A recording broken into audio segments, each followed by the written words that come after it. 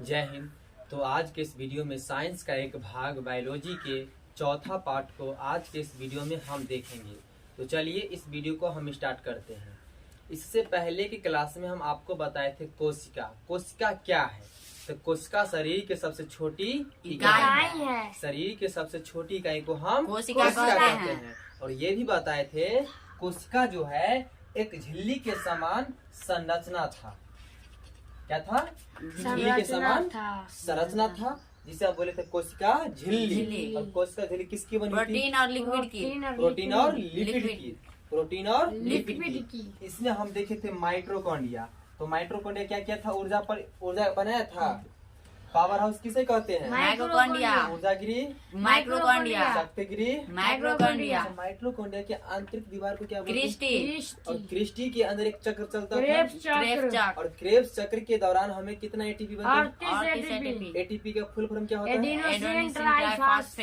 Adenosine triphosphate. और 38 ATP से हमें कितना ग्लूकोज? और एक ग्लूकोज से कितना ऊर्जा? 4.2 कैलोरी। ऊर्जा का निर्माण माइटोकॉन्ड्रिया करता है। परिवहन करने का काम गोल्गी बॉडी। विभाजन करने का काम सेंट्रोसोम। पानी को स्टोर करने के लिए यह पादप में बड़ा, अजंतु में छोटा। उसके बाद आया था कोशिका को सहायता प्रदान करने के लिए एंडोप्लाज्मिक रेटिकुलम। कोशिका का कंकाल किसे कहा जाता है? अंतःपर्दवयी जालिका। इन सबको कंट्रोल करने के लिए कौन आया था? न्यूक्लियस। केंद्रक कहते हैं। कोशिका का दिमाग किसे कहा जाता है? उसके बाद आया था इधर कौन? लाइसोसोम।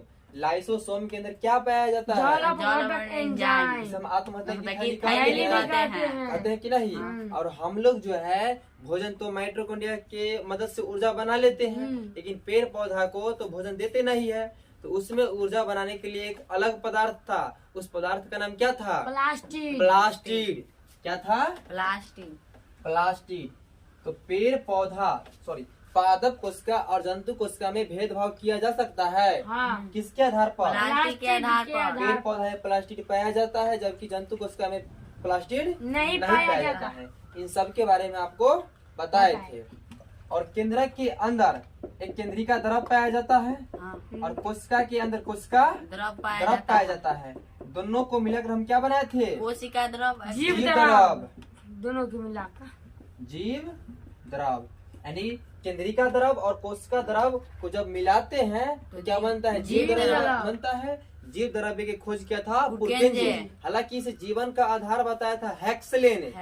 कौन बताया था? हेक्सले। इन सब के बारे में इससे पहले की क्लास में आपको बताए हैं।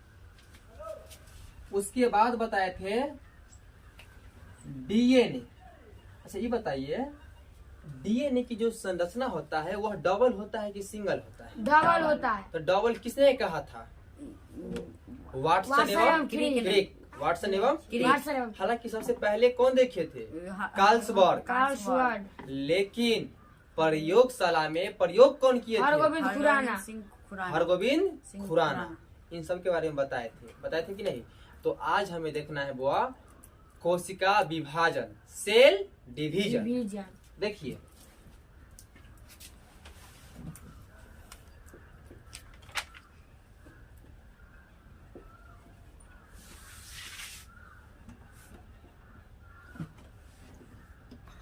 कोशिका विभाजन क्या होता है? इसमें होता क्या है? इसमें एक कोशिका जो होता है ना, टूट कर दो या दो से अधिक कोशिका का निर्माण कर देता है। उसी को हम कोशिका विभाजन कहते हैं। यानी एक कोशिका टूटकर दो या दो से अधिक कोशिका का निर्माण कर देना कोशिका विभाजन कहलाता है। क्या कहलाता है? कोशिका विभाजन। यदि इसको हम परिभाषा के तौर पर देखेंगे, इसमें एक कोशिका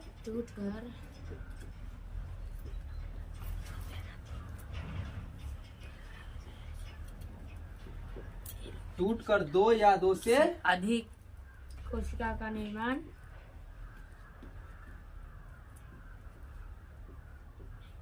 अधिक कोशिका का निर्माण करता है। कोशिका का निर्माण करता है। उसे कोशिका विभाजन कहते हैं। इसे क्या कहते हैं? कोशिका विभाजन। विभाजन। यानी एक कोशिका को टूटकर दो या दो से अधिक कोशिका का निर्माण कर देना ही कोशिका विभाजन कहलाता कहलाता है। कोशिका विभाजन जो है जंतु कोशिका में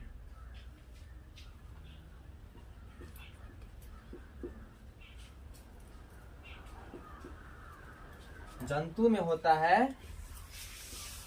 कोशिका विभाजन किसके द्वारा? सेंट्रोसोम के द्वारा। सोम के द्वारा। जबकि पादप पादप में में सेल प्लेट की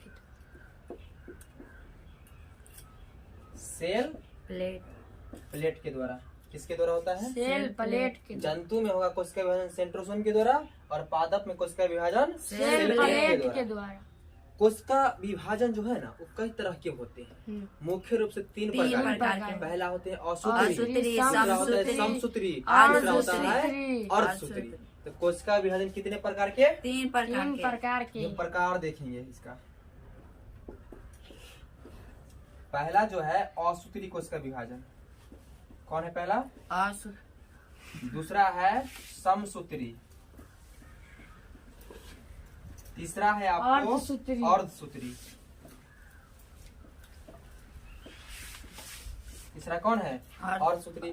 कोशिका विभाजन मुख्य रूप से कितने प्रकार के? तीन प्रकार के। असूत्री कोशिका विभाजन, समसूत्री कोशिका विभाजन और और अर्धसूत्री अर्धसूत्री कोशिका कोशिका विभाजन। विभाजन। देखिए असूत्री में क्या होता है, इसमें एक मदर सेल होता है और मदर सेल का आकार धीरे धीरे बड़ा होता है और कुछ समय के बाद बीच में धंस जाता है और धंसने के बाद उन दोनों आकार अलग हो जाता है। अपना उसी को हम असूत्री कोशिका विभाजन कहते हैं। यानी सिंपल सी भाषा में कह सकते हैं इसमें एक कोशिका टूटकर दो भागों में बट जाता है। उसी को हम असूत्री कोशिका विभाजन कहते हैं। जितने भी जीवाणु, वायरस, बैक्टीरिया, सूक्ष्म जीव, प्रोकैरियोटिक जितने भी है उन सब में क्या होता है? असूत्री। क्या होता है? असूत्री विभाजन। जितने भी प्रोकैरियोटिक जीव हैं, असूत्री विभाजन। प्रोकैरियोटिक एक कोशिकीय। जितने भी प्रोकैरियोटिक जीव है उन सब में क्या होता है? असूत्री। एक कोशिकीय, तो जिन जीवों का शरीर केवल एक कोशिका से मिलकर बना होता है उसी को तो एक कोशिकीय जीव कहते हैं कि नहीं? जितने भी प्रोकैरियोटिक कोशिका है उसमें क्या होता है? असूत्री कोशिका विभाजन। इसे बताए हैं आपको।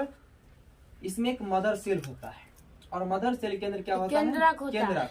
और जब मदर सेल का आकार बड़ा होगा ना तो केंद्रक के आकार भी बड़ा होगा।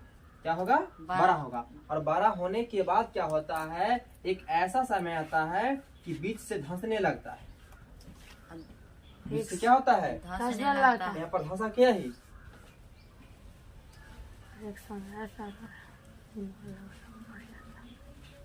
धंस गया और कुछ समय बाद क्या होगा? यह एक अपना अलग शरीर निर्माण कर लेगा और यह एक अपना अलग शरीर निर्माण कर लेगा। बटा कि नहीं? हाँ। देखिए इसमें मदर सेल बड़ा हुआ, केंद्रक भी हल्का बड़ा हुआ, कुछ समय के बाद बीच में धंसा कि नहीं? और धंसने के बाद दोनों वह अलग अलग इसी को हम बोलते हैं असूत्री कोशिका विभाजन। यह विभाजन जो है ना सबसे आसान तरीका से हो जाता है। जितने भी प्रोकैरियोटिक कोशिका है उन सब में होता है असूत्री कोशिका विभाजन। इसमें कोई डाउट नहीं ना? अगला है समसूत्री कोशिका विभाजन। तो समसूत्री कोशिका विभाजन जो होता है जितने भी कायिक कोशिका होता है उन सब में समसूत्री कोशिका विभाजन होता है। लेकिन जनन के समय छोड़कर 1% जनन के समय छोड़कर बाकी सभी कोशिकाओं में समसूत्री कोशिका विभाजन होता है। समसूत्री कोशिका विभाजन में क्रोमोसोम की जो संख्या होती है वह समान होती है। क्या होती है? बराबर। समान होती है, बराबर होती है। समसूत्री कोशिका विभाजन जो होता है ना कई प्रकार के भी होते हैं। पहला जो है इंटरफेज है।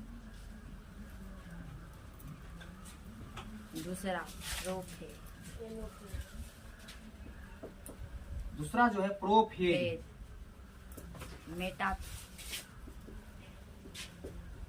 तीसरा जो है मेटाफेज। और चौथा जो है एनाफेज। और पांचवा जो है टेलोफेज। मुख्य रूप से कितने प्रकार के? 5 पांच प्रकार के।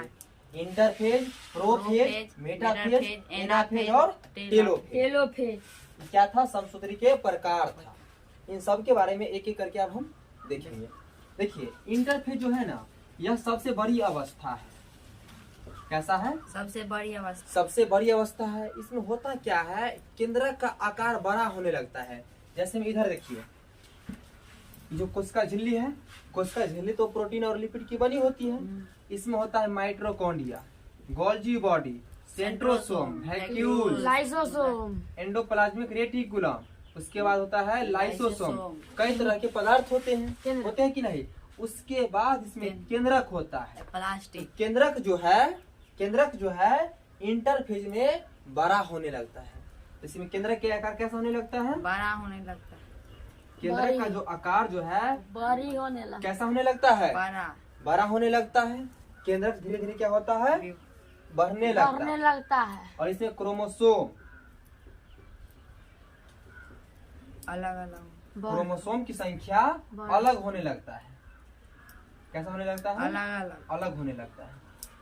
तो इसमें सबसे बड़ी अवस्था इंटरफेज, इसमें केंद्रक का आकार बड़ा होने लगता है। इसमें क्रोमोसोम की संख्या अलग होने लगता है। अब आता है दूसरा, तो दूसरा है प्रोफेज। तो प्रोफेज में क्या होता है? इसमें तुर्क धागा समझते हैं कि नहीं? जैसे में देखिए, इसमें क्या होता है, तुर्क धागा बनने का प्रारंभ हो जाता है। इसे बोलते हैं स्प्लेंडर फाइबर। क्या बोलते हैं उसे हम? Splendor fibre. Splendor fibre. इसमें क्या होता है? तुर्क धागा। कौन सी धागा? तुर्क धागा का निर्माण। Splendor fibre. तुर्क धागा का निर्माण होने लगता है। ये बताइए, केंद्रक बड़ा हुआ था कब?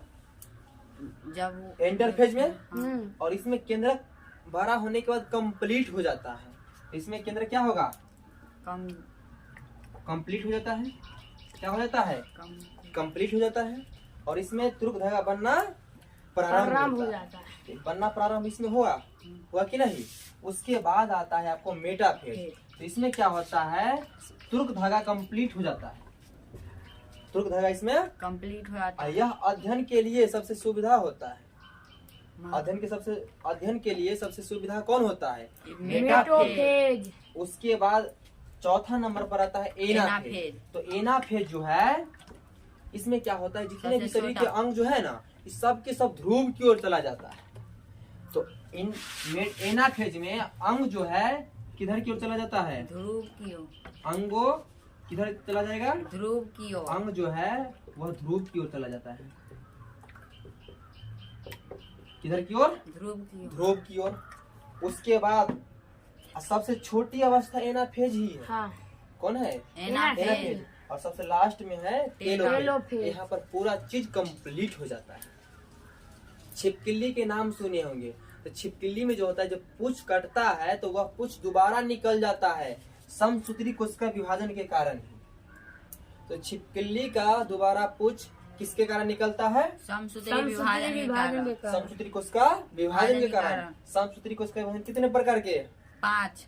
इंटरफेज, प्रोफेज, मेटाफेज, एनाफेज और टेलोफेज। टेलोफेज। तो सबसे बड़ी अवस्था इंटरफेज। केंद्रक बड़ा होना प्रारंभ होता है इंटरफेज में। और क्रोमोसोम की संख्या अलग होता है इंटरफेज में। और तुर्क धागा बना प्रारंभ होता है प्रोफेज में। और केंद्रक कंप्लीट कहाँ पर होता है? प्रोफेज में। कहाँ पर होता है? प्रोफेज में। उसके बाद तुर्क धागा जो है कहाँ पर कंप्लीट होगा? मेटाफेज में। अध्ययन के सुविधा के लिए कौन होता है? मेटाफेज। और सबसे छोटी अवस्था एनाफेज। इसमें जो अंग होता है वो किधर की ओर चला जाता है?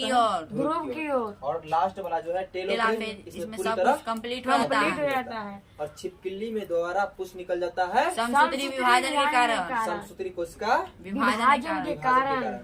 समझ में आ गया? लास्ट क्या है? अर्धसूत्री कोशिका विभाजन। क्या है? अर्धसूत्री कोशिका विभाजन। इसके बारे में अब हम देखेंगे। देखिए,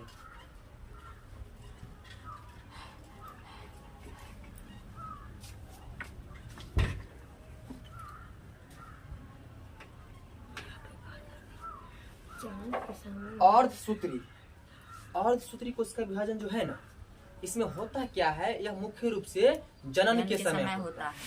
इसमें क्रोमोसोम यानी गुणसूत्र की संख्या आधी हो जाती है। क्या हो जाता है? आधा। तो अर्धसूत्री कोशिका विभाजन जो है मुख्य रूप से कब होगा? जनन के समय। कब होगा? जनन के समय। जनन के समय। देखिए इधर एक होता है वो आपको मेल मेल क्या फीमेल होता है? मेल। और दूसरा होता है फीमेल फीमेल। फीमेल दूसरा कौन होते हैं? फीमेल मेल में भी क्रोमोसोम की संख्या 46 और फीमेल में भी क्रोमोसोम की संख्या कितना होगा? 46 होगा। यानी क्या है? क्रोमोसोम है। गुणसूत्र मेल में भी क्रोमोसोम की संख्या 46 और फीमेल में भी क्रोमोसोम की संख्या 46 होता है। कितना होता है? 46। इस क्रोमोसोम को हम मुख्य रूप से दो भागों में बांटते हैं। कितने भागों में बांटते हैं? दो भागों में बांटते हैं। ऑटोसोम एक होता है ऑटोसोम, एक होता है ऑलोसोम। ऑलोसोम मेल में क्रोमोसोम की संख्या कितना? 46। कितना? 46। उस 46 को कितने भागों में बांटे हैं? दो भागों में। सेम फीमेल में भी क्रोमोसोम की संख्या 46। कितने भागों में बांटेंगे इसको? दो भागों में। कितने भागों में? एक होता है सेम होता है ऑटोसोम और एक होता है ऑलोसोम। कौन होगा? ऑटोसोम और ऑलोसोम। देखिए इधर ऑटोसोम और ऑलोसोम। ऑटोसोम की जो संख्या होता है ना वो 44 होता है। ऑटोसोम में क्रोमोसोम की संख्या कितना? 44 और ऑलोसोम में 2। यहाँ भी ऑटोसोम में क्रोमोसोम की संख्या 44 और यहाँ पर 2। क्या होगा? दो। 2 होगा। देखिए ऑटोसोम जो क्रोमोसोम की संख्या है वह मुख्य रूप से शरीर का निर्माण कर देता है। जैसे में 2 गो हाथ, 2 गो पैर, 2 गो आँख, बाल, इन सब का निर्माण कौन करता है? ऑटोसोम। तो ऑटोसोम जो है इस शरीर का निर्माण कर देता है। क्या करता है? शरीर का निर्माण करता है। तो ऑटोसोम क्या करेगा? शरीर का निर्माण। ऑटोसोम शरीर का क्या करेगा? निर्माण निर्माण करेगा। और ये 2 गो जो ऑलोसोम जो है यह शरीर के अंदर जेंडर यानी लिंग निर्धारण करता है। ये लड़का होगा कि लड़की हो। इसका भी क्रोमोसोम की संख्या समान और इसमें भी क्रोमोसोम की संख्या समान। बशर्ते यहाँ पर चेंज होता है। यहाँ पर यदि मेल है तो यहाँ पर एक ठो होगा X और यहाँ पर होगा एक ठो Y। ये यहाँ पर फीमेल है तो यहाँ पर दोनों के दोनों X और X होता है। X का क्या होता है? यहाँ पर होगा X और Y और यहाँ पर होगा X और X। X। देखिए तो ऑटोसोम जो है शरीर का निर्माण कर देता है। क्या करता है? शरीर का निर्माण कर देता है। और लिंग निर्धारण कौन करेगा? ऑलोसोम। तो आपसे प्रश्न पूछा जाएगा बुआ जी ऑटोसोम के शरीर के अंदर कितना जोड़ा पाई जाती है? ऑटोसोम शरीर के अंदर कितना जोड़ा पाई जाती है? 22 जोड़ा। क्योंकि एक जोड़ा में 2 तो 22 गुना के 44। प्रश्न पूछा हुआ है, मैट्रिक में पूछा गया था जो मानव शरीर में ऑटोसोम की संख्या कितना होता है? तो 44। कितना होगा? 44। ये आपसे पूछा जाएगा तो ऑलोसोम की संख्या कितना होगा? तो 2। यही जो है लिंग निर्धारण करता है कि नहीं? करता है। देखिए यदि यहाँ पर चाइल्ड क्या होगा? चाइल्ड। यदि मान लीजिए यहाँ से आ गया X। क्या आ गया? X और यहाँ से भी आ गया X। क्या आ गया? X। उससे पहले यहाँ देखिए उससे पहले देखिए ये क्या है? चाइल्ड है। चाइल्ड मतलब बच्चा। तो होता क्या है? चाइल्ड में यहाँ से आता है 22 गो। यहाँ से क्या आता है? 22 गो। और यहाँ से भी क्या आता है? 22 गो। दोनों मिलकर क्या करेगा? शरीर का निर्माण करेगा। कर देगा। तो 22 + 22 क्या इतना होता है? 44। तो 44 को क्या करता है? शरीर का निर्माण कर देता है। 44 को क्या करेगा? शरीर का निर्माण कर देगा। शरीर का निर्माण निर्माण करता है। देखिए यहाँ पर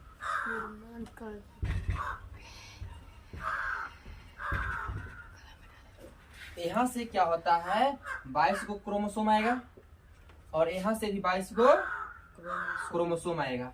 तो 22 + 22 कितना हो जाएगा? 44। 44 होगा। यह 44 क्या करता है? शरीर का निर्माण कर देगा। क्या करेगा? शरीर शरीर का का शरीर का निर्माण। निर्माण कर देगा। और यहाँ से एक आता है और यहाँ से भी एक आता है और 1 + 1 क्या हो जाएगा? 2। 2, यानी 44 और +2 कितना हो जाएगा? 46। 46। ये यह लड़का होगा कि लड़की होगा वह किस पर डिपेंड करेगा? ऑलोसोम पर और ऑलोसोम पर। किस पर? ऑलोसोम। ऑलोसोम पर। यानी यहाँ पर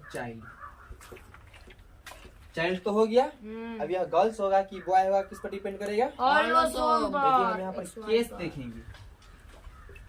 क्या देखेंगे? केस। यदि X और X आ गया तो क्या होगा इसमें? गर्ल लड़की होगा। कौन सा होगा? लड़की। यदि यहाँ पर X और Y आ गया तो लड़का। लड़का आ गया। बॉय। क्या होगा? लड़का होगा। कोई प्रॉब्लम? नहीं। तो ये बताइए मेल में क्रोमोसोम की संख्या कितना? 46। फीमेल में भी 46। कितने भागों में? 2 भाग में। ऑटोसोम और ऑलोसोम। ऑलोसोम। ऑटोसोम की संख्या कितना? 44। ऑलोसोम की संख्या? 2। शरीर निर्माण कौन करता है? ऑटोसोम। ऑटोसोम। और लिंग निर्माण ऑलोसोम X और X आ गया तो लड़की और X और Y आ गया तो लड़का। कोई प्रॉब्लम नहीं ना? नहीं तो एक कोशिका को टूटकर 2 या 2 से अधिक कोशिका का निर्माण कर देना ही कोशिका विभाजन कहलाता है। कोशिका विभाजन जंतु कोशिका में किसके द्वारा होता है? सेंट्रोसोम के द्वारा। और पादप कोशिका सेल में प्लेट के द्वारा सेल प्लेट के द्वारा। कोशिका विभाजन कितने प्रकार के? 3। असूत्री, समसूत्री और अर्धसूत्री। तो असूत्री में क्या होता है? एक कोशिका टूटकर 2 भागों में बढ़ जाता है। समसूत्री में पूरी शरीर जो होता है कायिक कोशिका का मिलकर बना होता है। सिर्फ 1% छोड़कर जनन कोशिका के समय। छिपकली में दोबारा कुछ निकल जाता है किसके कारण? समसूत्री कोशिका विभाजन के कारण। उसके बाद अर्धसूत्री कोशिका विभाजन जो है मुख्य रूप से किसके समय होता है? जनन के समय। जनन के समय। इसमें क्रोमोसोम की संख्या आधी हो जाती आधी है। हो जाती है। कोई दिक्कत नहीं ना? नहीं। फिर मिलते हैं नेक्स्ट वीडियो के साथ। आज के लिए इतना ही। धन्यवाद।